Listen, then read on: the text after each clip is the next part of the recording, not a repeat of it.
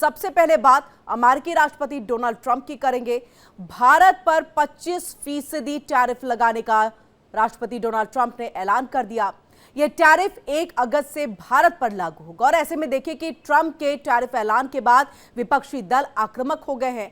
वे मोदी सरकार पर लगातार निशाना साध रहे हैं और ऐसे में संसद के मॉनसून सत्र का आज 9वां दिन है और देखिए कि बिहार वोटर वेरिफिकेशन मामले पर आज जो है संसद के अंदर में हंगामा देखने को मिल सकता है। इसके बाद मणिपुर पर देखिए संसद में आज चर्चा हो सकती है और वहीं खराब मौसम की भी बात होगी, जहां पर अमरनाथ यात्रा खराब मौसम की वजह से स्थगित की गई है, उसे रोक दिया गया है। जम्मू से श्रद्धालुओं का जत्था रवाना आज नहीं होगा। मौसम सही होने पर अमरनाथ यात्रा फिर से शुरू की जाएगी और देश के कई राज्यों में बाढ़ और बारिश ने जनजीवन को अस्त व्यस्त कर दिया है। मध्य प्रदेश से राजस्थान तक कुदरत का रौद्र रूप देखने को मिल रहा है और ऐसे में मध्य प्रदेश के गुना शहर में 24 घंटे में करीब 13 इंच बारिश हुई है और वहीं राजस्थान में भी देखिए भारी बारिश से बुरा हाल है। इसके अलावा राजधानी दिल्ली में भी मूसलाधार बारिश हुई। तो ये 4 बड़ी खबरों पर आज हमारी नजर रहेगी।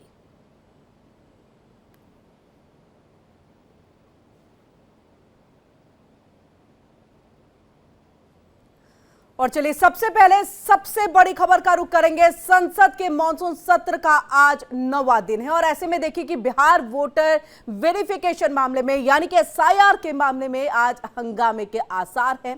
विपक्ष ने सोमवार को लोकसभा में हंगामा किया और ऑपरेशन सिंदूर के बाद बिहार वोटर लिस्ट वेरिफिकेशन मामले पर सदन में चर्चा की मांग की गई। इसके अलावा देखिए मणिपुर पर भी आज चर्चा हो सकती है।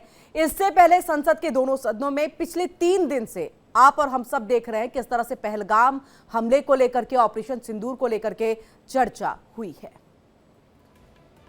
और ऐसे में देखिए कि आज एसआईआर पर मणिपुर के मुद्दे पर जो है चर्चा होने के साथ साथ हंगामे के पूरे आसार हैं, क्योंकि लगातार बिहार में जो विधानसभा चुनाव है उसमें मुद्दे के तौर पर एसआईआर अब सबसे ऊपर में जो है वो नजर आ रहा है। यानी कि एसआईआर को लेकर के जहां विधानसभा में चर्चा का दौर चला, वहीं अब जो है सदन यानी कि संसद के अंदर में भी इसको लेकर चर्चा का दौर चलेगा और पूरी तरह से हंगामे के आसार एसआईआर यानी कि बिहार वोटर वेरिफिकेशन को लेकर के दिखाई देते हैं। इन सब के साथ साथ मणिपुर को लेकर के भी सरकार को घेरने की तैयारी में विपक्ष के नेता हैं, क्योंकि इससे पहले भी कई आरोप जो है सरकार के ऊपर लगाए जा चुके हैं, चाहे वो केंद्र की सरकार हो, राज्य की सरकार हो। और इन सब के बीच में आज जब इसको लेकर के चर्चा होगी संसद के अंदर में, तो इस पर भी हंगामा होना जो है लाजमी है, एक संभावित है और वो दिखाई देगा। इन सब के बीच में आपको बताया लगभग 3 दिनों से आपने देखा कि जब से संसद की शुरुआत हुई उसके बाद एक वक्त तय किया गया कि 16 घंटे जो है राज्यसभा और लोकसभा में पहलगाम हमले को लेकर के, ऑपरेशन सिंदूर को लेकर के, सीज फायर को लेकर के, डोनाल्ड ट्रंप के तमाम लगातार हो रहे दावे को लेकर के जो है सदन में चर्चा हो। उसके बाद वक्त जब तय कर दिया गया, चर्चा की शुरुआत हुई, हंगामा पूरा देखने को मिला। विपक्ष अब भी कह रहा है सही और सटीक जवाब नहीं मिला, जबकि प्रधानमंत्री से लेकर के गृह मंत्री, विदेश मंत्री, रक्षा मंत्री सदन में आकर के, संसद में आकर के जो है अपनी बातों को रख चुके हैं कि क्या कुछ रहा ऑपरेशन सिंदूर में, पहलगाम हमले के दौरान क्या कुछ रहा, किसी भी देश ने नहीं रोका। ये तमाम बातों का जिक्र करके जो है वो जवाब दिया गया, लेकिन विपक्ष असंतुष्ट अभी भी स्टिल नजर आता हुआ दिखाई दिया। आपने कल सुना भी था प्रियंका गांधी वाड्रा को, उन्होंने भी कई बार इस बात का जिक्र किया कि क्यों यहां पर डोनाल्ड ट्रंप का नाम नहीं लिया जा रहा है और क्यों सीज फायर जो है वो किया गया, क्यों हमने पीओके को नहीं लिया। राहुल गांधी की बात कर ले तो उन्होंने ये कहा कि अब अगर जब भी प्रधानमंत्री संसद के अंदर में इस बात को लेकर के कहेंगे कि किसी तीसरे पक्ष ने जो है सीज फायर नहीं कराया, उनका कोई हस्तक्षेप नहीं है, तो डोनाल्ड ट्रंप को क्या वो लायर कह सकते हैं। ये तमाम ऐसी चुनौती देते हुए विपक्ष के नेता जो है वो नजर आए और उसी का जवाब देते हुए, और वहीं गृह मंत्री अमित शाह ने भी कई बातों को लेकर के, और क्या कुछ रहा था जवाहरलाल नेहरू के टाइम में, 1971 के टाइम में जब प्रधानमंत्री थी इंदिरा गांधी, उस वक्त में क्या कुछ रहा था, उन सब बातों का जिक्र करते हुए उन्होंने बताया कि क्या हम पीओके लेना भूल गए 1971 में, जब हम पाकिस्तान के 2 टुकड़े कर सकते थे और किया हमने, हमें अपनी सेना के पराक्रम पर भरोसा, तो क्या हम पीओके नहीं ले सकते थे, हम क्या पीओके लेना भूल गए। देखिए उन्होंने इस बात का जिक्र किया कि क्या हम पीओके लेना 1971 में भूल गए, और ये कहते हुए उन्होंने कांग्रेस के ऊपर में निशाना साधा और तमाम जो एक नोकझोंक जो है वो संसद के अंदर में देखने को मिली थी और आज भी कुछ इसी तरह के आसार जो है वो नजर आएंगे। और ज्यादा जानकारी बातचीत के लिए हम सीधे रुख करेंगे अपनी संवाददाता सहयोगी दृष्टि गुप्ता का, जो हमारे साथ लाइव जुड़ चुकी है। दृष्टि, क्या कुछ जानकारी? आज एसआईआर का मुद्दा संसद के अंदर में गूंजेगा, मणिपुर का मुद्दा गूंजेगा और मणिपुर को लेकर के, एसआईआर को लेकर के सड़क से हमने देखा बिहार के अंदर में या फिर मणिपुर के अंदर में किस तरह से एक विरोध का स्वर जो है केंद्र सरकार के लिए भी, राज्य सरकार के लिए भी उठता हुआ दिखाई दिया। देखिए, बिल्कुल आज संसद का 9वां दिन है और लगातार विपक्ष एसआईआर के मुद्दे को लेकर के विरोध प्रदर्शन करता आ रहा है, लेकिन आज का अभी तक का हमारे पास ऐसा कोई शेड्यूल नहीं आया है विरोध प्रदर्शन का। चूंकि कल देखिए लगातार चर्चा चल रही थी ऑपरेशन सिंदूर पे, उसमें भी कई मुद्दे निकलकर सामने आए, लेकिन आज सबसे बड़ा मुद्दा ये है कि जिस तरह ट्रंप ने भी जो टैरिफ लगाया है उसको लेकर के भी आज विपक्ष हंगामा कर सकता है। इसके अलावा जुर्माना को भी लेकर के भी हंगामा कर सकता है। और देखिए, मणिपुर का मुद्दा तो बहुत अहम है, इसको लेकर के भी विपक्ष लगातार हंगामे करता रहा है। और देखिए, आज का जो 9वां दिन है, शायद आज सत्र चले, क्योंकि विपक्ष लगातार टैरिफ को लेकर के कल भी बोल रहा था कि और आज भी इस पर लगातार हंगामे का दिन हो सकता है। जी बिल्कुल। और इसी के साथ आज कौन कौन बोलेंगे इस मुद्दे पर, क्या उसको लेकर के कोई लिस्ट सामने आ गई है? देखिए, इसको लेकर के फिलहाल कोई लिस्ट सामने अभी नहीं आई है, लेकिन लोकसभा में राहुल गांधी हमेशा ही रहते हैं और वो बोलते भी हैं। और टैरिफ के मुद्दे को लेकर उन्होंने कहा भी था, बहुत पहले उन्होंने एक ट्वीट भी किया था कि देखिए अभी तो सरकार जो है वो शांत है, लेकिन टैरिफ जब लगेगा तब सरकार को बोलना पड़ेगा। इसके लिए राहुल गांधी का बहुत पहले ट्वीट आया है, तो उसको देखते हुए आज ये पक्का है कि जुर्माना और टैरिफ जो बढ़ाया गया है भारत पे, इससे भारत की इकोनॉमी पे बहुत फर्क पड़ सकता है। डायमंड के पे, कपड़ों के व्यापार पे, इलेक्ट्रॉनिक्स पे, मोबाइल्स पे, ये सब जो कि भारत देता है उसके यकीनन उसकी जो कीमत है वो बढ़ जाएगी और भारत को काफी नुकसान झेलना पड़ सकता है। इसको देखते हुए बिल्कुल नजर बनाए रखिएगा दृष्टि, आगे भी आपसे अपडेट के लिए हम वापस लौटेंगे। फिलहाल आपका बहुत बहुत शुक्रिया पूरी जानकारी हम तक पहुंचाने के लिए। और अब बात होगी ट्रंप के टैरिफ बम की।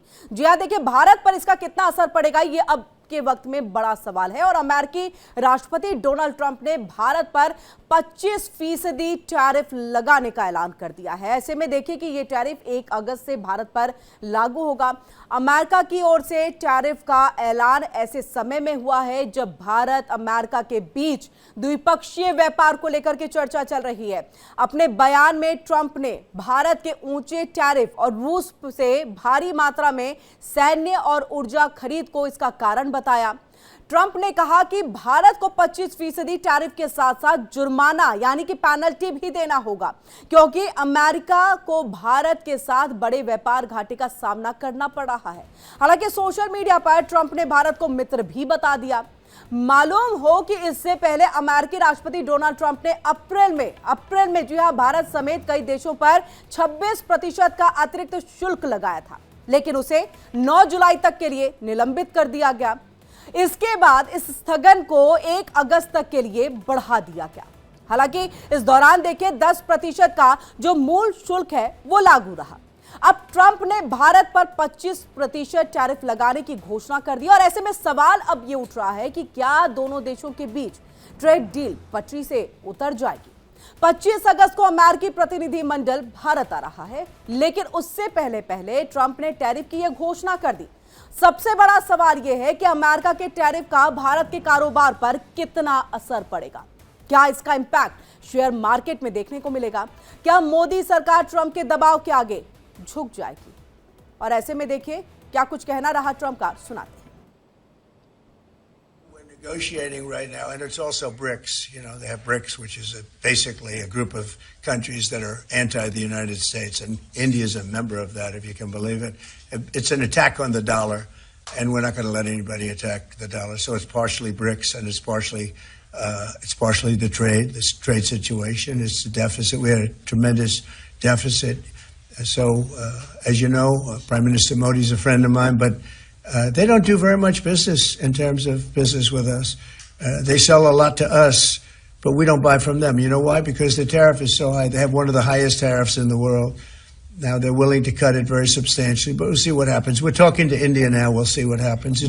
It doesn't matter too much whether we have a deal or whether we charge them a certain tariff, but you'll know at the end of this week. August 1st is a very big day for this country because money is going to pour into the United States like we've never seen before? Yes, ma'am. और वहीं देखिए कि America की ओर से भारतीय वस्तुओं पर 25% शुल्क लगाने की घोषणा के बाद विपक्षी दल आक्रामक हो गए हैं। वे मोदी सरकार पर लगातार निशाना साध रहे हैं। कांग्रेस महासचिव जयराम रमेश ने भी सरकार पर हमला बोला और जयराम रमेश ने कहा कि राष्ट्रपति ट्रंप ने भारत से आयात पर 25% शुल्क और जुर्माना लगा दिया है। अब उनके और हाउडी मोदी के बीच हुई सारी तारीफ का कोई मतलब नहीं रह गया, क्योंकि उसमें एक संदेश ये भी दिया है अमेरिका ने कि आप रशिया से जो नजदीकी है। हाँ बिल्कुल, वो तो पेनल्टी लगाया ना उन्होंने तो पेनल्टी लगाया कि अब रशिया से तेल मत खरीदिए, रक्षा उपकरण और रक्षा हथियार मत खरीदिए। अरे भाई ये तो हमारे निर्णय है ना, हमारी सोच है, हमारी जो नीति रही है, 70 साल से एक नीति रही है। हम अमेरिका के साथ मजबूत आर्थिक संबंध होंगे। पहले सोवियत संघ हुआ करता था, बाद में रूस हुआ, रूस के साथ पहले सोवियत संघ के साथ, बाद में रूस के साथ हमारे मजबूत आर्थिक संबंध होंगे, सामरिक संबंध होंगे, रक्षा के क्षेत्र में संबंध होंगे। हम अमेरिका से भी खरीद रहे हैं, रूस से भी खरीद रहे हैं। तो ये सब हमारे निर्णय होते हैं ना, हमारे निर्णय होते हैं। राष्ट्रपति ट्रंप नहीं तय करेंगे हम तेल कहां से खरीदेंगे, रक्षा उपकरण हम कहां से खरीदेंगे, ये राष्ट्रपति ट्रंप तय नहीं कर सकते। पर हमारे प्रधानमंत्री ने चुप्पी नहीं तोड़ी।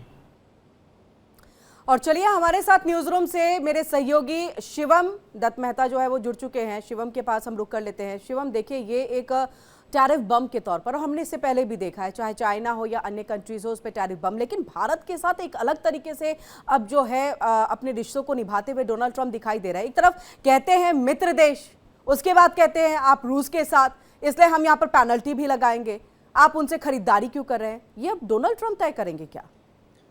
देखिए, अब डोनाल्ड ट्रंप की बातों को कभी ज़्यादा सीरियसली लेना नहीं चाहिए। शुरुआत इसकी कहाँ से होती है वो हमें समझना चाहिए।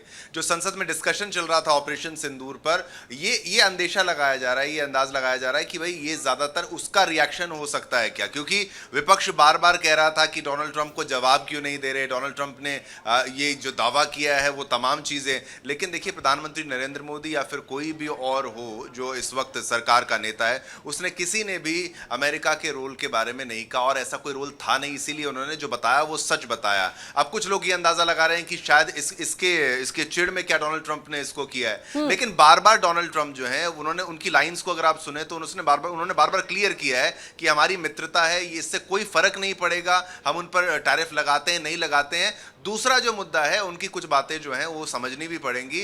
वो कह रहे हैं कि भारत सबसे ज़्यादा टैरिफ लगाता है, भारत लगाता है टैरिफ, काफ़ी टैरिफ लगाता है, लेकिन हम अपने उद्योगों को बचाने के लिए, उनको सेफगार्ड करने के लिए हम ये फैसले लेते हैं। तो ये ज़रूरी है समझना। एक बड़ा मुद्दा जो आपने भी यहाँ हाईलाइट किया, और ये बात मामला है कि भाई रूस से हथियार ले रहे हैं। आपको ये पता होना चाहिए, सभी को ये पता होना चाहिए कि रूस से हमारी जो हथियारों की जो खरीद है वो लगातार कम होती जा रही है। आप 2019 से 25 की बात करेंगे तो अब ये 25 से अगर शुरुआत करें तो ये लगभग 30% रह गई है। 19 से 25 तक ये लगभग 50% थी, यानी 50% से लेके सीधा हमारा 30% डिपेंडेंसी वहां पर हो गया है। अब फ्रांस से हम खरीद रहे हैं, लगभग 20 लाख करोड़ का हमने हथियार का जो सौदा आप समझ लीजिए हमने केवल अमेरिका से किया है। तो ऐसा नहीं कि हम अमेरिका से हथियार नहीं खरीद रहे हैं, हम तेल रूस से हम पहले भी खरीद रहे थे। तो पहले भी हम जब रूस से तेल खरीद रहे थे तो तब क्या दिक्कत थी, तब तो उन्होंने विरोध जताने का प्रयास किया, लेकिन भारत के खिलाफ कुछ किया नहीं। हमारी दोस्ती बहुत अच्छी है अमेरिका के साथ। ट्रंप क्योंकि उनके ऊपर प्रेशर है, उनको प्रूव करना है, और वो अपने अंदाज में बोलते हैं। आपने उनको सुना जिस तरीके से वो कह रहे थे कि पैसा ऐसे आएगा जैसे कभी आया नहीं, money will come in and flow like it never was in America. तो इस तरीके से वो अपने अंदाज में बोलने का प्रयास कर रहे हैं। शिवम, भले ही आप ये कह रहे हैं कि सीरियस ना लिया जाए उनकी बातों को, हमने तो जितना उन्होंने सीज फायर पर अपने क्रेडिट लेने की कोशिश की उसको सीरियस लेते हुए दिखाई नहीं दे। लेकिन बड़ा सवाल, क्योंकि अगर टैरिफ लगा दिया जाता है, क्योंकि 1 अगस्त अभी तक का वक्त तय किया गया, लेकिन अभी भी इंतजार है, क्योंकि 25 तारीख को जो है यहाँ पर डेलीगेशन एक आएगा जो इन तमाम चीजों पर बातचीत भी होगी। लेकिन अब बड़ा सवाल ये कि अगर ये टैरिफ लग जाता है और ये पेनल्टी भी लगा दी जाती है तो इसका असर हम देखेंगे। जो हमारे सामान है, यानी कि भारत का जो सामान जो अमेरिका में जाता है वो काफी ज्यादा महंगा होगा। कितना असर पड़ेगा एक तरह से भारत की इंडस्ट्रीज को, इनके एग्रीकल्चर्स को, क्योंकि यहाँ पर भी कई ऐसी चीज़ें हैं, जैसे हम मक्के की बात कर ले, अन्य हम खाद्य पदार्थों की बात कर ले, जो अमेरिका में यहाँ से भेजा जाता है, जिसका एक्सपोर्ट किया जाता है।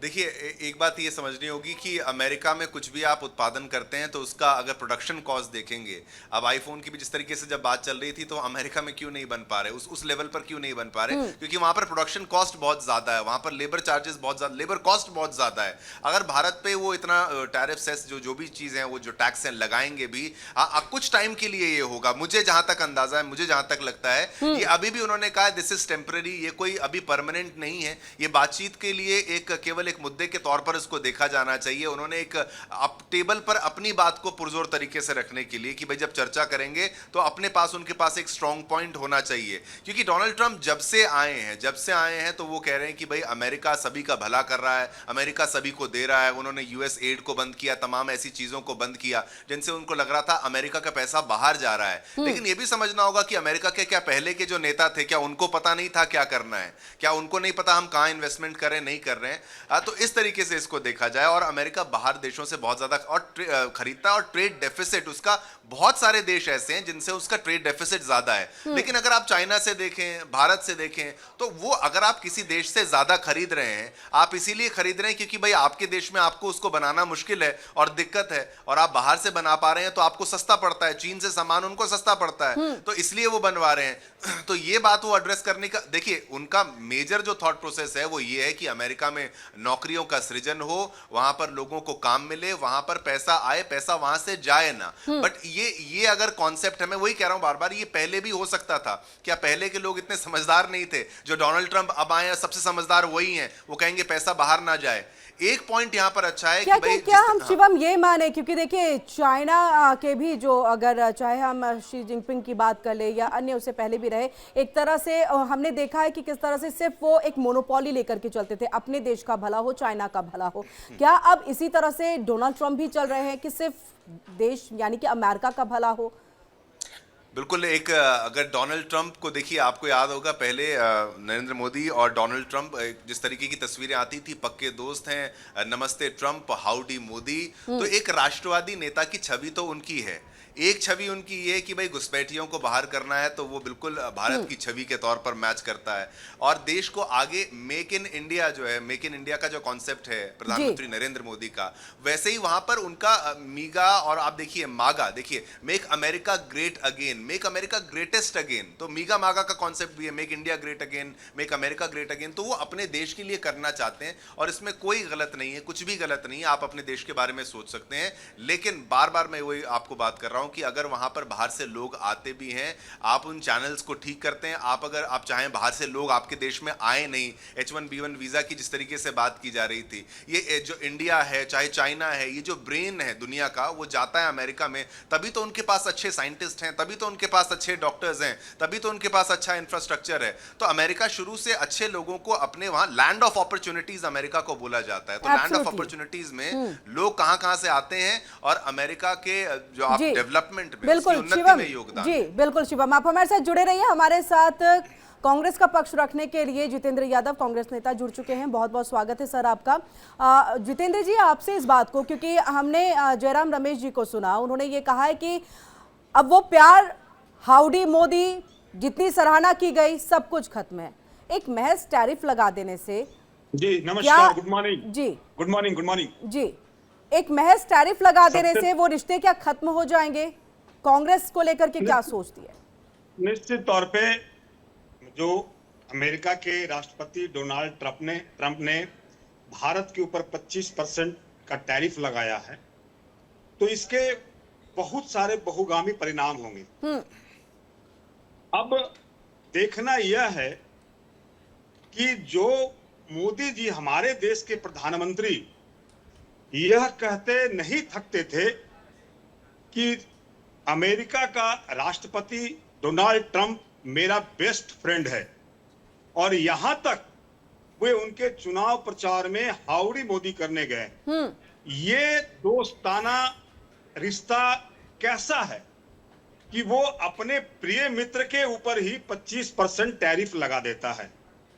कल तक तो वो यह कह रहा था, लेकिन अभी फिक्स तो नहीं हुआ ना। एक मिनट मैं विषय वस्तु पे आ रहा हूँ। हाँ। मैं विषय वस्तु पे आ रहा हूँ कि कल तक तो वो सीज फायर की दावा कर रहे थे, आज उन्होंने हमारे ऊपर पेनाल्टी भी ठोक दी। अब ये समझ में नहीं आता कि हमारी फॉरेन पॉलिसी क्या है। ये पूरे हिंदुस्तान के लोगों के समझ से परे है। आप मीडिया के लोग हैं, निश्चित तौर पे आप लोगों ने भी गहन चिंतन मंथन किया होगा, जैसा कि अभी आपके न्यूज रूम से आपके हमारे साथी हमारे कह रहे थे। अब इसका इफेक्ट क्या पड़ता है आज बताइए। आज निश्चित तौर पे आज सिर्फ ये 25% टैरिफ लगाने से क्या हमारे एक्सपोर्ट पे इम्पैक्ट, हमारे एक्सपोर्ट पर असर नहीं पड़ेगा? क्या हमारी नौकरियों पे असर नहीं पड़ेगा? नहीं पड़ेगा सर, डेफिनेटली पड़ेगा। अगर कहीं से भी टैरिफ लगाया जाता है और बढ़ा करके लगाया जाता है, उसका असर पड़ता है। और देखिए हमारे साथ सचिन संतोष तावन जी जुड़ चुके हैं, एक्सपर्ट है शेयर मार्केट के। हम सीधे उन्हीं से पूछते हैं। सचिन साहब, बहुत बहुत स्वागत है आपका। सचिन जी, देखिए जिस तरह से हम देख रहे हैं, जैसे ही ये टैरिफ लगाने की घोषणा कर दी जाती है, उसके बाद ही शेयर मार्केट जो है देखिए 200 पॉइंट निचले स्तर से जो है उसकी शुरुआत हुई है। वहीं रुपए की जो एक कीमत है वो यहाँ पर डाउन हो गई। ऐसे में तो बहुत बड़ा असर ये पड़ने जा रहा है। धन्यवाद किरण जी। डेफिनेटली इसका इम्पैक्ट शेयर मार्केट पे शॉर्ट टर्म में रहेगा, क्योंकि सारे एडजस्टमेंट, सारे एक्सपोर्ट जो भी कॉन्ट्रैक्ट साइन हुए हैं, ये सबको रिविजिट करना पड़ेगा। शॉर्ट टर्म में तो ये असर होगा। अगर लॉन्ग टर्म की चर्चा करें, इंडिया की तरफ से, भारत की तरफ से भी काफ़ी इनिशिएटिव्स लिए हैं, जिससे कि प्रोडक्शन लिंक इंसेंटिव्स हैं। तो ये स्कीम के मार्फत काफ़ी सारे डिस्काउंट और सब्सिडीज मिलेंगे कंपनीज को, जिसके कारण हमारी कंपनीज का कॉम्पिटिटिव एडवांटेज बना रहेगा यूएस की तरफ से। और बाकी वर्ल्ड कंपटीशन में अगर बात करें तो आज की तारीख में भारत का जो टोटल एक्सपोर्ट है 18% यूएस का है। उससे मुकाबले हमें 18% का शेयर रिड्यूस करके यूरोपियन मार्केट से, एशियन मार्केट से, मिडिल ईस्ट मार्केट्स पे फोकस किया जाएगा, ताकि इसका इम्पैक्ट कम बना रहे। बिल्कुल सचिन जी, हम आपके पास लौट रहे हैं और जानने की कोशिश शिवम का रुख करेंगे। शिवम, लगातार देखिए हम चर्चा कर रहे हैं, बातचीत कर रहे हैं। अब जयराम रमेश जी की तरफ से जो कह दिया गया कि अब वो सराहना, वो प्यार, वो मित्रता सिर्फ बातें कहने के लिए हैं, उसका धरातल पर कोई तस्वीर जो है वो नजर नहीं आती और असर देखिए दिखना शुरू भी हो गया है। मैं ये बात बार बार कहूंगा, विपक्ष क्योंकि विपक्ष है, विपक्ष विरोध करेगा। विपक्ष कोई ऐसा पॉजिटिव कमेंट तो नहीं करेगा जो कि बीजेपी के फेवर में चला जाए, और वो उनका राइट भी है। एक अच्छा विपक्ष होना बेहद जरूरी भी है। जो कमियां हैं सरकार में या फिर उसके ऑपरेशंस में, वो विपक्ष अच्छे तरीके से उठाता है। लेकिन इस मामले में आप बताइए, अगर विपक्ष की भी सरकार होती इस वक्त कांग्रेस की, तो वो क्या करते? वो क्या यहाँ पर एक लड़ाई मोल लेना चाहते, या फिर कोई ऐसा मतलब मित्रता को छोड़कर दुश्मनी मोल लें कि भाई रिश्ते खराब करें? जब आप डिप्लोमेसी की बात करते हैं अंतर्राष्ट्रीय मंच पर, आपको हर किसी से अच्छी रिश्ते रखने होते हैं। और अगर ये टैरिफ्स की बात की जाए तो ये आज नहीं लगे हैं, ये कांग्रेस के काल से लगे हैं, शुरुआत से लगे हैं। हमें अपनी इंडस्ट्रीज को प्रोटेक्ट करना था, उनको बचा के रखना था। अब आप डेयरी सेक्टर को ले लीजिए, हम वहां पर क्यों बाहर से, विदेश से जो है दूध को आने के लिए, वो दुग्ध उत्पादन, तमाम चीजें, ऐसी चीजें नहीं आने दे रहे हैं, ताकि हमारा एग्रीकल्चरल सेक्टर, हमारा farming sector, dairy farming sector वो सिक्योर रहे, वो सेफ रहे। तो अब वो टैरिफ लगाते हैं, हम उनसे अगर देखिए नेगोशिएट किया जाएगा, टेबल पर बैठ के बात किया जाएगा। लेकिन भारत ने सस्ता तेल खरीदना था तो उसने रूस से खरीदा, और रिश्ते अच्छे रखने थे तो रखे। लेकिन अब जो मुद्दा यहां पर एक एंगल ये भी बताया जा रहा है कि डोनाल्ड ट्रंप को क्रेडिट नहीं मिला। विपक्ष बार बार कह रहा था कि आप जवाब दो डोनाल्ड ट्रंप को। मुझे लग रहा है शिवम सबसे बड़ी वजह होगी कि क्रेडिट भारत जो है वो देने को तैयार नहीं। और जब अब संसद में कह दिया गया तो कहीं ना कहीं ये मिर्ची जरूर डोनाल्ड ट्रंप को लगी होगी, जिसकी वजह से इस तरह का बयान आया। लेकिन देखिए अभी भी फिक्स नहीं है, अभी भी इसको लेकर के ये कहा गया कि कंफर्म हमने अभी तक नहीं लगाया है, हमारा बहुत अच्छा मित्र है भारत। ऐसे में यहाँ पर हमारे साथ जो है खेमचंद जी भी जुड़ चुके हैं, बीजेपी के नेता हैं। खेमचंद शर्मा जी, बहुत बहुत स्वागत है आपका। देखिए आकाश जिंदल जी भी हमारे साथ यहाँ पर जुड़ चुके हैं और ये भी एक्सपर्ट है शेयर मार्केट के। सर आपका भी बहुत बहुत स्वागत है। खेमचंद जी, सबसे पहले आपका रुख करते हुए हम चाहेंगे, जयराम रमेश जी के बयान को मैं बार बार कोट करूंगी क्योंकि उन्होंने कई बड़ी बातें की और इसका भी जिक्र कर दिया कि देखिए कहाँ से हमें क्या खरीदना है, उस पर भी अमेरिका पेनल्टी लगा रहा है। तो आपकी अगर दोस्ती है तो उस दोस्ती के हिसाब से उन्हें कहिए कि ये क्या तरीका है। आपको अगर मुनीर को बुलाना था, आपने बुलाया, लेकिन अगर हम रशिया से कुछ खरीद रहे हैं तो इसमें आपको ऑब्जेक्शन क्यों है? नमस्कार, जय हिंद, जय श्री राम जी। देखिए मैं जयराम रमेश जी पे ज्यादा नहीं बोलना चाहूंगा, वो नकारात्मक बोलते हैं, नेगेटिव बोलते हैं, लेकिन विपक्ष है सर, विपक्ष के सवालों का तो जवाब देना ही होगा। मैं जवाब दे रहा हूँ, मैं लेकिन पर्सनलाइज नहीं होना चाहता। एक व्यक्ति जो निरर्थक बातें करता है, नकारात्मक बातें करता है, नेगेटिव बातें करता है, सिर्फ और सिर्फ क्रिटिसाइज करने की बातें करते हैं, तो उनपे ज्यादा बोल के अपनी एनर्जी वेस्ट करना होता है। देखिए जो अभी ये टैरिफ लगा है ये टेम्परेरी है, नेगोशिएशन ऑन है भारत और अमेरिका के बीच में जो टीम है। सर आपकी आवाज बहुत नहीं आ बड़ा रही कारण जी। है, एक बहुत बड़ा कारण है क्योंकि भारत ने नेगोशिएट नहीं किया, भारत झुका नहीं। भारत ने अपनी जो कंडीशंस हैं, अपने इंटरेस्ट हैं, उनके साथ कंप्रोमाइज नहीं किया। भारत ने कहा कि हमारा जो कृषि है, हमारा देश कृषि प्रधान देश है, ऐसा नहीं हो सकता कि भाई आपके जितने भी फार्मिंग सेक्टर्स की चीजें हम अपने यहाँ पे ओपन कर दें। एक वहां पे जो गाय हैं, गायों को वो लोग चारे में मीट भी खिलाते हैं, मीट के इंग्रेडिएंट्स भी खिलाते हैं, तो हमारे यहाँ पे उनका बहुत बड़ा एक इशू बन सकता है धार्मिक रूप से भी और खाने पीने के तौर पे भी। और तीसरा, भारत में और अमेरिका में अब ये कह रहे हैं कि भाई भारत ने क्रेडिट नहीं दिया तो ट्रंप ने गुस्से में, ऐसा नहीं होता। ये दो कंट्रीज के बीच की बात है, कोई पर्सनालिटी की बात नहीं है। और अमेरिका को भी पता है कि बिना भारत के अमेरिका को भी बहुत दिक्कत होने वाली है। नहीं तो रशिया से तेल खरीदने, वेपन खरीदने पर ये पेनल्टी क्यों? इस पे क्या सोचते हैं? देखिए, रशिया से हमने लगातार खरीदा क्योंकि अमेरिका इस समय झल्लाया हुआ है, रशिया को वो कंट्रोल नहीं कर पा रहा है, रशिया को रोक नहीं पा रहा है। तो क्या सर तो क्या बदला लिया जाएगा? तो क्या बदला लिया जाएगा कि अगर आपकी झल्लाहट, रशिया आपकी बात नहीं सुन रहा है, तो क्या बदला लिया जाएगा भारत से? हम आएंगे आपके पास, रुक करेंगे। आकाश जी हमारे साथ जुड़े। जी आकाश जी, आप कुछ कहना चाह रहे हैं, अपनी बात को भी रखिएगा। और इसका इम्पैक्ट आने वाले दिनों में क्या पड़ने जा रहा है? और पेनल्टी की बात को भी हम चाहेंगे कि यहाँ पर क्या कोई देश पेनल्टी इस तरह से लगा सकता है किसी दूसरे देश पर? देखिए, जहां तक टैरिफ की बात है, मैं एक चीज क्लियर कर दूं, ये टैरिफ सस्टेनेबल नहीं है, ये टैरिफ ज्यादा दिन नहीं चल पाएंगे। अब बेसिक सी बात है, लोगों को बेसिक बात समझिए, टैरिफ किस पे लगे हैं? टैरिफ लगे हैं end of the day American consumer पे। अमेरिकन कंज्यूमर के लिए इन्फ्लेशन बढ़ जाएगी और अमेरिका ऑलरेडी स्लो डाउन का शिकार है। दर्शकों को कुछ जानकारी दे दूं, आज देखिए रशिया यूक्रेन वॉर स्टार्ट हुई, उसके बाद American economy 2 quarter negative GDP growth आई, टेक्निकली इसे रिसेशन कहते हैं। फिर अमेरिका का एक कर्जे का कॉन्सेप्ट है वहां, डेट सीलिंग, उसे ब्रीच करके उन्हें ज्यादा कर्जा लेना पड़ा। यानी अमेरिकन इकोनॉमी की हालत बता रहा हूं कि अमेरिकन इकोनॉमी सबसे बड़ी इकोनॉमी दूर है, लेकिन वो इकोनॉमी कितनी स्लो डाउन का शिकार है वो दर्शकों को बता रहा हूं। डेफिसिट में वो इकोनॉमी चल रही है, पिछला क्वार्टर उनकी नेगेटिव जीडीपी ग्रोथ रही है। ऐसे में अमेरिकन कंज्यूमर्स के लिए इन्फ्लेशन बढ़ाना आज की तारीख में अमेरिका के लिए सबसे एक नेगेटिव चीज होगी।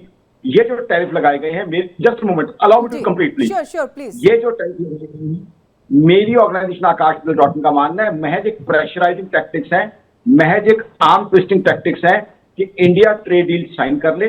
लेकिन हमारी सरकार, मैं एक नागरिक के रूप में सरकार को अपनी सरकार कह रहा हूं, ये कहीं भी ना तो अपने एग्रीकल्चर का इंटरेस्ट हार्म होने दे, ना डेयरी का इंटरेस्ट हार्म होने दे।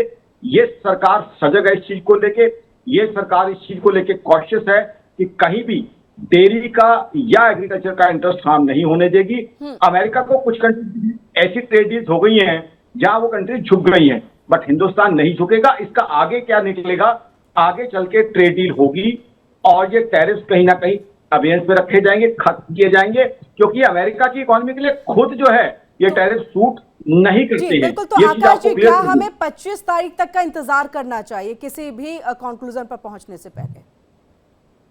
अब मेरे हिसाब से ये ट्रेड डील इतनी ज्यादा अब नहीं लटकेगी, उससे जल्दी ट्रेड डील हो जाएगी। बैलेंस ट्रेड डील होगी जिसमें हिंदुस्तान के इंटरेस्ट भी देखे जाएंगे, यूएस के इंटरेस्ट भी देखे जाएंगे। और दूसरा, हमारी सरकार ने बड़ी समझदारी से हमारा ग्लोबल ट्रेड डाइवर्सिफाई किया है। यूके के साथ ट्रेड डील हुई है, यूरोप के 4 कंट्रीज के साथ हुई है। प्रधानमंत्री साहब 5 नेशन की यात्रा पे गए थे, वहां भी जो है एमओयू साइन हुए। तो ऑलरेडी हमारी सरकार डाइवर्सिफाई करती जा रही है ग्लोबल ट्रेड। तो मेरे हिसाब से ये सस्टेनेबल नहीं है, क्योंकि अमेरिका की अपनी इकोनॉमी का हाल क्या होगा।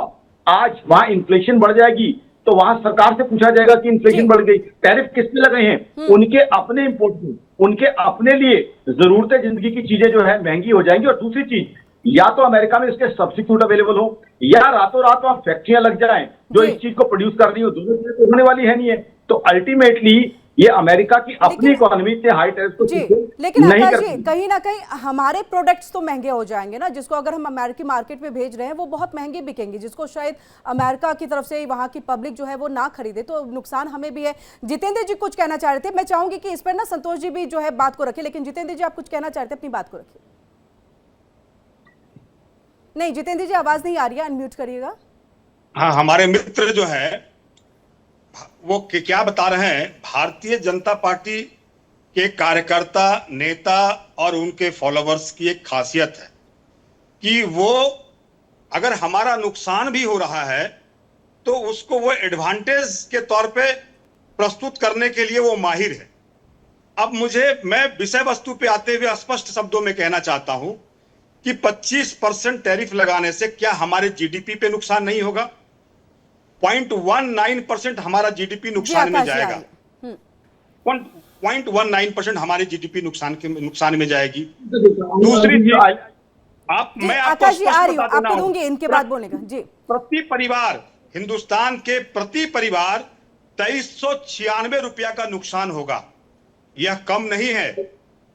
इनफैक्ट नौकरियों के अंदर जो वेरिएशन होगा, इससे कितनी बेरोजगारी होगी।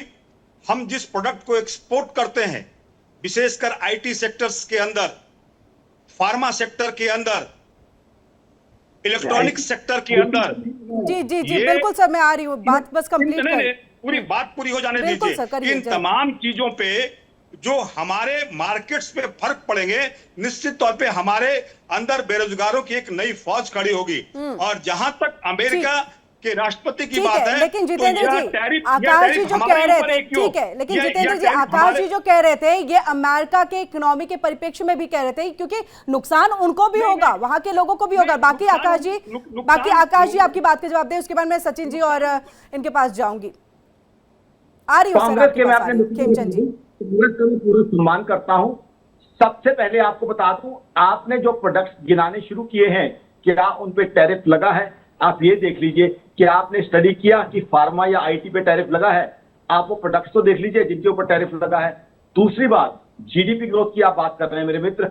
जीडीपी ग्रोथ आज आपको बता दूं, हमारे देश की जो लास्ट रिकॉर्डेड है 7.4% है, जो दुनिया की बड़ी इकोनॉमीज में से फास्टेस्ट है। आज आप कौन सी इकोनॉमी 193 में से कोई कंट्री अपने चॉइस की चुन लीजिए, उसका जीडीपी का कंपैरिजन कर लीजिए हमारी कंट्री के साथ। आज चाहे अमेरिका हो, चाइना हो, जर्मनी हो, 3 इकोनॉमीज है जो हिंदुस्तान से बड़ी, उन तीनों की जीडीपी ग्रोथ मैं आपके सामने रख देता हूं। जर्मनी की जीडीपी ग्रोथ की बात करें, अक्टूबर टू दिसंबर 2024 -0.2%। जापान की जीडीपी ग्रोथ की बात करें, जनवरी टू मार्च 2025 -0.2%। यूएस की GDP growth last quarter negative में गई है। हिंदुस्तान ने जिससे 7.4% की जीडीपी ग्रोथ दी है, दुनिया की बड़ी इकोनॉमी में से फास्टेस्ट है। कांग्रेस का पूरा इज्जत करता हूं, उनकी पूरे सम्मान करता हूं। कांग्रेस को मित्र को मैं रिक्वेस्ट करूंगा, 193 कंट्रीज में से कोई भी कंट्री चूज कर लीजिए, जीडीपी ग्रोथ का हमारे मुकाबला कीजिए। आप बताइए कौन सी कंट्री के साथ आप मुकाबला चाहते हैं, मैं आपको डेटा देता हूं। चॉइस आपकी है मेरे मित्र। जी ठीक है, खेमचंद जी आप भी कुछ कहना चाह रहे थे, अपनी बात को रखिएगा सर। देखिए, कांग्रेस हमेशा भारत के नुकसान का विश करती है, वो करती रहे, खुशी मनाती रहे, लेकिन भारत का नुकसान नहीं होगा। भारत की सरकार, भारत के नागरिक, भारत के तो सर स्टैंड क्या लिया जा रहा है अब? सर अब स्टैंड क्या, मतलब क्या कूटनीतिक तौर पे स्ट्रैटेजी जो है वो अपनाई जा रही है? Kiran ji, let you please complete. पहली बार भी मैं कंप्लीट नहीं कर पाया था। नहीं बिल्कुल सर करिए, ये इसी से कनेक्टेड सर सवाल। कांग्रेस के हमारे मित्र सिर्फ और सिर्फ नुकसान की बात कर रहे थे। मैं ऑन रिकॉर्ड आपके टीवी पे बता दूं, कोई नुकसान नहीं होने वाला। भारत ने other than America trade deal UK के साथ फाइनल कर लिया, और हमारी ऑलमोस्ट यूरोप के साथ भी ट्रेड डील फाइनल होने वाली है। हमने मिडिल ईस्ट में भी जो बड़ी बड़ी कंट्री हैं, जो इंपॉर्टेंट कंट्री हैं, उनके साथ ही हमारी ट्रेड डील फाइनल हो चुकी है। अब रशिया के साथ हम बहुत अच्छे तरीके से व्यापार कर रहे हैं, और अमेरिका हम पे बहुत सारी चीजों के लिए डिपेंडेंट है, जैसे मेडिसिन हैं, या फिर क्लोथ्स हैं, या फिर सर्विस सेक्टर है। ऐसा नहीं है कि बिना भारत के अमेरिका का काम चल जाएगा। और 25 टैरिफ वो नहीं है जो चाइना पे उन्होंने 100 या 125% टैरिफ लगाया था, और पहले भी जो हमारे प्रोडक्ट थे वो 0% टैरिफ पे नहीं थे अमेरिका में, उन पे भी टैक्स लगता था, लेकिन उससे थोड़ा बढ़ाया है। और आई एम श्योर जिस तरीके से इसको ये बड़ा चढ़ा के बोल रहे हैं कांग्रेसी कि भाई 2% हमारे जीडीपी पे फर्क पड़ेगा, मैं आपको बता दूं इंटरनेशनल एजेंसी ने, उनको पता था, एक्सपेक्टेड था कि टेम्परेरी भारत पे टैरिफ लगेगा, लेकिन फिर भी भारत की जीडीपी को अपवर्ड रिवाइज किया, मतलब बेटर परफॉर्मेंस के लिए उन्होंने रिवाइज किया है। जब इंटरनेशनल संस्थाएं इस तरीके का कोई भी डेटा रिलीज करती हैं तो दे consider all the aspects, all the factors जो अभी भविष्य में होने वाले हैं, और उन्होंने अमेरिका के फैक्टर को भी कंसीडर किया था। तो भारत पे टेम्परेरी कुछ समय के लिए हमारे शेयर मार्केट पे कुछ इम्पैक्ट हो सकता है, कुछ कंपनियों पे, कुछ कॉन्ट्रैक्ट्स पे इम्पैक्ट हो सकता है, लेकिन लॉन्ग टर्म में कोई इम्पैक्ट नहीं होगा। और आई एम श्योर कि दोनों देश जानते हैं कि एक दूसरे के साथ मिलके ही सबका फायदा है। अगर एक दूसरे की आर्म ट्विस्टिंग करेंगे तो लेकिन भारत अगर arm twisting कर सकता ये है और मिलना, अमेरिका- ये मिल करके काम करना खेमचंद जी, रशिया को छोड़ करके करना पड़े तो क्या भारत तैयार होगा? वो पेनल्टी का भी जवाब आपने नहीं दिया, उस पेनल्टी पे भी जवाब दीजिए। भारत ने अभी तक रशिया को नहीं छोड़ा, और दूसरा भारत ने एक्सपोज किया है। यूरोप के जो डबल स्टैंडर्ड हैं वो खुद रशियन एनर्जी को यूज कर रहे हैं और हमसे कहते हैं कि आप यूज मत करो। How it is possible? हम बिगेस्ट कंज्यूमर हैं और हमसे आप कह रहे हो कि रशियन एनर्जी आप मत लो, तो आप क्यों ले रहे हो? पहले 100% आप खत्म करो। नहीं तो ये Dependency बात को क्या zero कही करो। जाएगी? ये इस बात को क्या टेबल पे रखा जाएगा जब बातचीत होगी कि ये आप रखा खुद गया है, खरीद रहे रखा हैं, गया आप है। हमें क्यों रोक रहे हैं? रखा गया है और ये सरकार स्ट्रॉन्ग सरकार है, इसलिए 4-5 साल से हम रशिया से लगातार अमेरिका के सैंक्शन के बावजूद हम डील कर रहे हैं। हमने S-400 भी लिया और वहां से लगातार हमारी जो एनर्जी नीड है वो पूरी हुई है और उसकी वजह से हमारी इकोनॉमी को भी काफी फायदा हुआ। साथ के साथ हमने अमेरिकन इंटरेस्ट के साथ कोई कंप्रोमाइज नहीं किया। अमेरिका के साथ से हमारी लगातार औद्योगिक डील चलती रही है, जिसमें डिफेंस डील भी है, टेक्नोलॉजिकल डील भी है और आईटी सेक्टर में तो लगातार काम कर ही रहे हैं। तो अमेरिका नोज वेरी वेल कि अगर उनको एशिया में अपना इंटरवेंशन रखना है तो बिना भारत के वो एशिया में इंटरवेंशन नहीं रख सकता। अगर उनको चाइना को भाई चेकमेट देना है या चाइना को चैलेंज करना है तो बिना भारत के वो कहीं भी एशिया में टिक नहीं सकता। और लेकिन चाइना तो जिस खुद तरीके हमारे से- लिए भी एक चैलेंज है ना सर। हम इसके लिए मैं संतोष जी के पास जाऊंगी। हमारे संतोष जी लिए तो है, जी। हम तो कर रहे हैं, हमारा तो पड़ोसी है, लेकिन अमेरिका के लिए भी चैलेंज है। आज जो चाइनीज इकोनॉमी है वो अमेरिका के लिए भी बहुत बड़ा चैलेंज है। अमेरिका अगर ऐसे सोचे कि वो भारत को पीछे धकेल के, तो भारत को नहीं, वो अपने आप को पीछे धकेलेगा। आज भारत क्या है? भारत में कंज्यूमर बेस्ड इकोनॉमी है। हमारे यहाँ पे इन हाउस कंजम्पशन बहुत है, हमारा प्रोडक्शन का maximum part in house consume हो जाता है, हमारी जो एग्रीकल्चर का maximum part in house consume हो जाता है। ऐसा नहीं है कि हम एक्सपोर्ट बेस्ड कंट्री हम है काफी जैसे सारी चाइना, चीजें एक्सपोर्ट कि अगर करते हैं export सर। कम हुआ तो हम उनका काफी सारी चीजें वो डगमगा एक्सपोर्ट करते जाएगा। हैं जी, इस पर नाराजगी है अमेरिका की। हम काफी सारी चीजें करते हैं, एक्सपोर्ट किरण करते जी, हैं। मैं क्या अगर कह रहा हूँ, वो please, महंगा हो गया तो असर तो पड़ेगा। प्लीज सुनिए, इकोनॉमिक्स बैठे हैं यहाँ पे, इकोनॉमिक्स बैठे हैं, वो आपको डिफाइन कर देंगे। तो ये difference, Chinese economy completely export based economy है, हमारी एक्सपोर्ट बेस्ड इकोनॉमी नहीं है। हमारे यहाँ पे जो मैक्सिमम प्रोडक्ट्स हैं, ठीक है वो संतोष जी, maximum percentage क्या में क्या यहाँ internally पर consumed बिल्कुल होते आप ही हैं, के फिर आप ही हमारे के service सवाल को और मैं जो रख other रही हूँ चीजें हैं। एक्सपर्ट्स के पास सामने। क्या संतोष जी ये कि हम कुछ चीजें सिर्फ एक्सपोर्ट करते हैं, बाकी चीजें कंज्यूम जो है वो भारत में ही हो जाते, तो क्या ऐसे में इसका असर उतना ज्यादा नहीं पड़ने वाला? और दूसरी चीज देखिए, चाइना से भी एक तरह से हमारी जो तकरार है वो थोड़ी चल रही है, क्योंकि पाकिस्तान के साथ युद्ध, उसके बाद पाकिस्तान का चाइना का पाकिस्तान को सपोर्ट मिल जाना, भले ही एससीओ मीटिंग हो उसमें बिल्कुल जाकर किरण के जी। पहुंचे हुए, लेकिन इन सब का असर तो पड़ता है ना सर। हम रेयर अर्थ बिल्कुल, की भी बात बिल्कुल। करेंगे, जो प्रोडक्ट है, जो मटेरियल है, उसको लेकर के भी चाइना ने कह दिया था हम नहीं देंगे। बिल्कुल किरण जी, लेकिन पैरेलली हमें ये देखना जरूरी है बाकी जो इनिशिएटिव्स और डेवलपमेंट्स हुए हैं, जैसे सैमसंग और एप्पल ने यहाँ पे मैन्युफैक्चरिंग सेटअप कर लिया है, नंबर 1, इससे अपने को कॉम्पिटिटिव एडवांटेज बना रहेगा। सेकेंड थिंग, चाइना की अगर बात करें, चाइना +1 जो manufacturing, India is becoming a manufacturing giant, manufacturing hub. इससे इकोनॉमिक्स ऑफ स्केल का बेनिफिट मिलेगा, जिसके कारण कॉस्ट कम रहेगी। थर्ड इम्पैक्ट, जो वर्ल्ड इकोनॉमिक्स की बात करें, अगर हम कोई पर्टिकुलर सेक्टर की बात करें, हमारे मुकाबले फार्मा सेक्टर में अगर देखें, दूसरे जो कंट्रीज हैं उनका और अपना जो प्राइस गैप है वो लगभग 15%, 5% का गैप बना रहता है। ये उनकी दवाइयाँ हमसे महंगी है, तो still we will be the preferred customer as a exporter to all the countries. तो ये काफी डिस्टिंक्ट एडवांटेज है because of cost and the economies of scale. Definitely we are becoming equivalent to China. Equivalent, लेकिन Correct. अगर उन equivalent किस sense में sir आप कहना चाहेंगे? क्योंकि अगर टेक्नोलॉजी और बाकी उनके डेवलपमेंट को देखा जाए तो उससे तो हम काफ़ी अभी पीछे हैं। इससे पहले तो हमें 3rd नंबर पर जो इसमें इकोनॉमिक लिस्ट में आते हैं, हमें उन्हें यहाँ पर क्रॉस करना होगा और देन हम चाइना को यहाँ पर जो है वो उनके इक्विवेलेंट में आ सकते हैं। बिल्कुल, हमारे स्टेप्स जो फुट स्टेप जो लिए हैं, जहाँ तक एम्प्लॉयमेंट भी जनरेट हो रहा है इसके कारण, सबसे मेजर एप्पल जो डोमेस्टिक प्रोडक्शन नहीं कर रहा है, यहाँ से प्रोडक्शन करवा के ले रहा है, इसमें तो कोई ऑप्शन है नहीं। तो ऐसे काफी सारी इंडस्ट्रीज है जो स्लोली इंडिया एक ग्लोबल सप्लाई चेन का हब बन रहा है। तो ये सारे एडवांटेजेस अपने फेवर में रहेंगे, एम्प्लॉयमेंट की तरफ से भी, कॉस्ट की तरफ से भी और एक्सपोर्ट्स की तरफ से भी। अल्टीमेटली डिपेंडेंसी जो 18% जो यूएस का शेयर है वो शायद कम हो जाए, 12 हो जाए या 15 हो जाए, बट बाकी सारे रीजन्स में हमको बेनिफिट मिलेगा, वॉल्यूम्स बढ़ेंगे।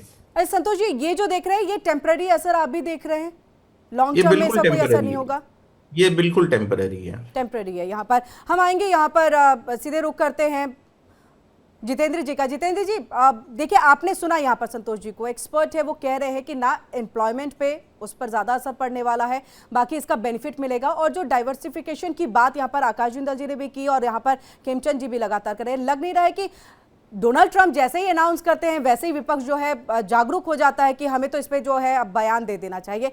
थोड़ा इंतजार, थोड़ा रुकते, थोड़ा देखते, स्टडी करते, फिर बातों को कहते। नहीं नहीं, ऐसी बात नहीं है। हमारे विशेषज्ञ ने बात को रखा। हम कांग्रेस पार्टी जो सरकार की जो पॉलिसीज है उस पॉलिसीज को देख रही है और देखने के पश्चात हमें स्पष्ट लगता है कि इनका जो विजन है ये हर विजन इनका कहीं ना कहीं जाके कोलैप्स हो जा रहा है। तो यही एक कारण है जिससे हमें संदेह होता है कि इनकी जो पॉलिसीज है उस पॉलिसीज के अंदर कहीं ना कहीं इस टैरिफ के चलते हिंदुस्तान के अर्थव्यवस्था को नुकसान होगा और ये बात कांग्रेस पार्टी शुरू से कह रही है।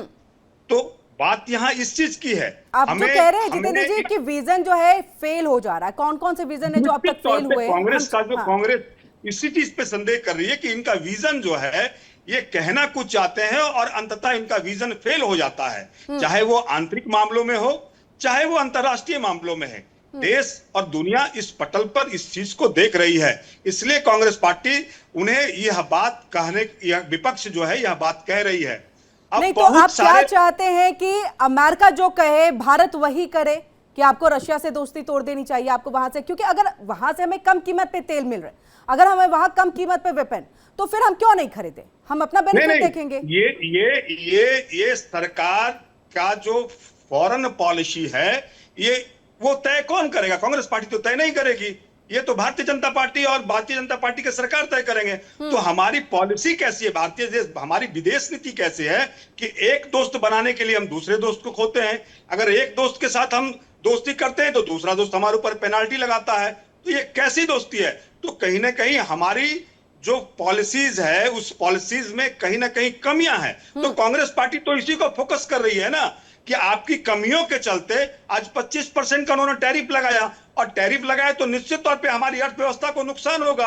हमारे जो डॉलर के मुकाबले रुपये जो है और महंगे और कीमत उसकी बढ़ेगी। तो हमें तो बार बार हम यही चीज कह रहे हैं ना, और यही चीज भारतीय जनता पार्टी की केंद्र की सरकार कहती थी।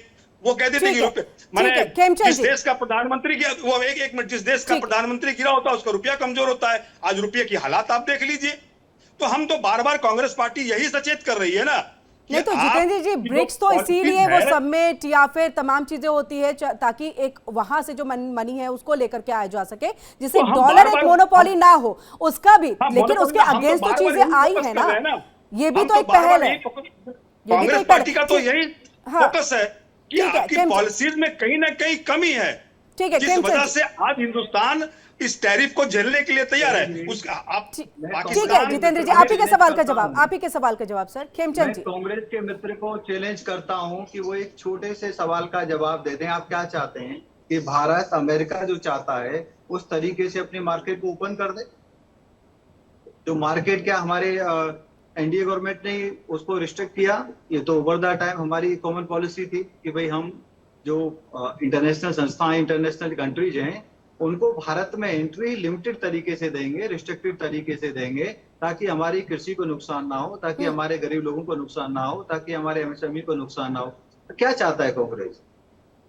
क्या वो सबको खुली छूट दे दी जाए कि जो प्रोडक्ट वो बेचना चाहे, जो प्रोडक्ट बेचना चाहे वो यहाँ पे फ्रीली बिकेगा, चाहे किसानों को नुकसान हो तो हो, एमएसएमई सेक्टर को नुकसान हो तो वो नहीं। ये सरकार ऐसा नहीं स्वीकार करेगी। ये सरकार बराबरी के साथ डील करेगी और ये सरकार किसी के दबाव में भी नहीं आने वाली। नहीं, अगर खेमचंद जी दबाव नहीं है तो जवाब दे दे। रशिया और अमेरिका दोनों के साथ चल रहे हैं जी। दबाव नहीं है तो जवाब दे दे, कह दे। मतलब एक सीधे जो होता है कि नाम लेके, जिसकी बात लगातार विपक्ष भी कह रहा है, अब कह दे कि आप पेनल्टी नहीं लगा सकते, आप इस तरह से दबाव और प्रेशर पॉलिटिक्स नहीं कर सकते। पेनल्टी वो ऐसा कैसे वो पेनल्टी लगाने लगाए, हमारे पास अपने तरीके हैं। अगर वो हम पे पेनल्टी लगाएंगे तो हम भी रिवर्ट में उस पे एक्शंस लेंगे, हम किसी को रोक नहीं सकते।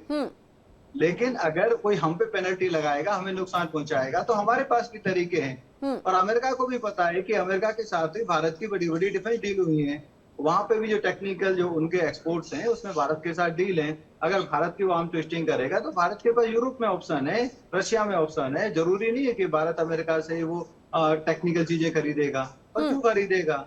ऐसा नहीं है, ये वन साइड स्टोरी नहीं है। भारत प्रोडक्ट भी सप्लाई करता है तो भारत इंपोर्ट भी करता है मैसिव तरीके से जो डिफेंस आइटम्स हैं। ऐसा नहीं हो सकता कि हम 100% अमेरिका पे डिपेंडेंट रहें। 100% अमेरिका का डिपेंडेंट होने का मतलब है पाकिस्तान बन जाना, कि आप वो भीख मांगो, उनके सामने ना गिड़गिड़ाओ। ऐसा क्यों? भारत एक इंडिपेंडेंट कंट्री है, बड़ी कंट्री है, मजबूत कंट्री है। भारत अपने इंटरेस्ट के अनुसार जो दूसरी कंट्री है उनके साथ रिलेशन रखेगा। अमेरिका मित्र है तो हम उनके इंटरेस्ट भी देखें, वो हमारे इंटरेस्ट भी देखें, तो बराबरी के साथ डील होगी और ये सरकार झुकेगी नहीं। जो देश के लिए जरूरी है उसको ध्यान में रखते ही डील होगी। और कांग्रेस आज पूरी तरीके से कंफ्यूज है, वो इस स्थिति में नहीं है। क्या करना चाहिए भारत को? आप विपक्ष हो, क्रिटिसिज्म नहीं, आपका इस अल्टरनेटिव सजेस्ट करना आपकी ड्यूटी है। What is your alternative? आप क्या चाहते हो कि भारत को अपनी जो इकोनॉमी, ठीक है, इस सवाल का हम जवाब लेंगे। ठीक है सर, ठीक है खिंचन जी, इसका जवाब हम लेंगे, लेकिन उससे पहले ठीक है सर, ठीक है सर, इसका जवाब हम लेंगे। ऑल्टरनेटिव क्या रास्ता विपक्ष की तरफ से सुझाया जा सकता है वो बताएंगे यहाँ पर जितेंद्र जी। लेकिन उससे पहले संतोष जी आपके पास आते हुए, आपको क्या लग रहा है कि आने वाले टाइम में क्या हो सकता है? ऑप्शंस क्या हैं भारत के पास में? क्योंकि हमने देखा अगर चाइना ने यहाँ पर किसी तरह का ऑब्जेक्शन या फिर रोक जो है वो लगाई RAT को लेकर के, उसके बाद हमने अलग अलग ऑप्शंस तलाशने शुरू कर दिए थे, क्योंकि हमें पता है कि ऐसे बहुत सारी कंट्रीज हैं जो रेयर अर्थ मटेरियल जो है उसको लेकर के आते हैं, उसको मैन्युफैक्चरिंग होती है, उसकी चीज़ें जो है वो सफाई की चीज़ें, बहुत तमाम जो प्रोसेस है वो किए जाते हैं, बट उन्हें मार्केट चाहिए और भारत बहुत अच्छा मार्केट है। तो अब ऐसे में अमेरिका के साथ अगर यहाँ पर रिश्ते थोड़े भी तल्ख होते हैं और कुछ चीज़ें लगाई जाती है, टैरिफ को बढ़ाया जाता है, ऑप्शंस भारत के पास क्या? भारत का ऑप्शन तो, भारत से ज्यादा यूएस के ऑप्शंस क्या है ये सोचना जरूरी है। सबसे पहले तो अगर लेबर कॉस्ट की बात करें, अगर ट्रेड तारीफ या बैरियर्स अगर लगा रहे हैं ताकि उनकी इंटरनल कंजम्पशन बढ़ जाए या इंटरनल मैन्युफैक्चरिंग बढ़ जाए, compare to China and India and US, India का लेबर कॉस्ट सबसे सस्ता है। अगर $5,000 है, यहाँ पे $250 है, तो ये हमेशा एडवांटेज बना रहेगा, नंबर 1। नंबर 2, सर्विसेज की बात करें, सर्विसेज में हमको टाइम जोन का एडवांटेज है, जिसके कारण हम रियल टाइम उनको सपोर्ट कर सकते हैं जी। नंबर 3, अगर चाइना से लैंग्वेज से कंपैरेटिव अगर बात करें तो इंग्लिश की language is superior. Indian language as a English as a spoken language, बिल्कुल, यानी तो ऑप्शंस भारत के पास ज्यादा है। आप सभी का बहुत बहुत शुक्रिया, हमारे साथ आप लोग जुड़े और अपने अपने पक्षों को यहाँ पर रखा। वक्त की कमी थी और चलिए खबरों में आगे बढ़ते हैं और बात करेंगे जल के जलजले की। जी हां, देखिए यहाँ पर देश भर में मॉनसून एक्टिव है, पहाड़ से लेकर के मैदान तक इसका असर देखा जा रहा है। भारी बारिश और बाढ़ ने जनजीवन को पूरी तरह से प्रभावित कर दिया है, अस्त व्यस्त कर दिया है। देश की राजधानी दिल्ली में भी मूसलाधार बारिश हो रही है, जिससे कई इलाकों में भारी जल जमाव हो गया है। ऐसे में देखिए लोगों को आवाजाही में भारी दिक्कतों का सामना भी करना पड़ रहा है।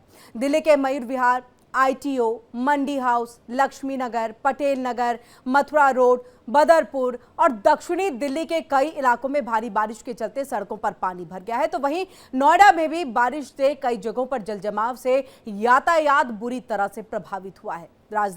राजस्थान की भी चलिए हम बात कर लेते हैं। देखिए वहां पर भी भारी बारिश से कई जिलों में बाढ़ के हालात हैं। 6 जिलों के लिए ऑरेंज अलर्ट जारी किया गया है, 12 जिलों के लिए येलो अलर्ट जारी किया गया और भारी बरसात की चेतावनी के चलते 13 जिलों के स्कूलों की जो छुट्टी है वो कर दी गई है।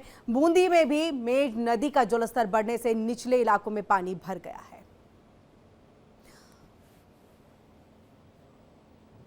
और ज्यादा जानकारी के लिए सीधे रुख करेंगे अपने संवाददाता सहयोगी रमन सैनी का। रमन, हम देख रहे हैं देश के अलग अलग राज्यों में, क्षेत्रों में, इलाकों में किस तरह से जल का ये जलजला जो है वो देखने को मिल रहा है। लोगों को भारी दिक्कतों का सामना। मौसम विभाग क्या कह रहा है, कब तक इसी तरह की स्थिति रहेगी?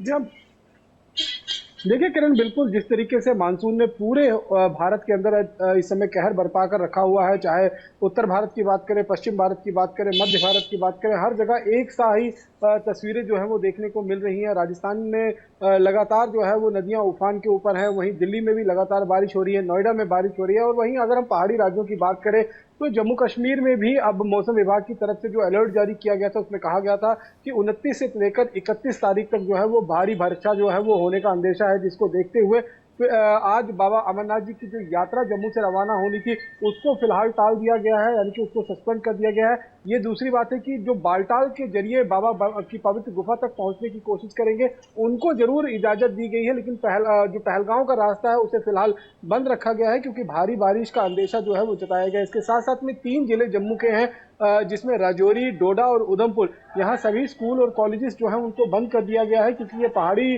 डिस्ट्रिक्ट में आते हैं और पहाड़ों में जिस तरीके से लगातार बारिश के बाद फ्लैश फ्लड आ रहा है, जिसमें हमने देखा कि रामबन के अंदर कल 2 टीचर्स की मौत हो गई। एक बड़ा हादसा जो है वो लद्दाख के इलाके में लैंडस्लाइड होने की वजह से हुआ, जिसमें एक लेफ्टिनेंट कर्नल ने अपनी जान गंवा दी, एक नायक थे उन्होंने अपनी जान गंवा दी, 3 ऑफिसर जो है वो घायल बताए जा रहे हैं। तो लगातार जो है वो मौसम की बेरुखी लगातार जारी है और मौसम विभाग का ये कहना है बिल्कुल कहीं ना कहीं इसका असर अमरनाथ यात्रा पर भी पड़ा है। रमन, हम चाहेंगे उस पर भी आप जानकारी दें। कश्मीर में और आप अपना सवाल दोहराएंगे एक बार। अमरनाथ यात्रा पर भी मौसम की मार का असर पड़ा है, हम चाहेंगे उस पर भी आप जानकारी दें। आज जत्था रवाना नहीं हुआ।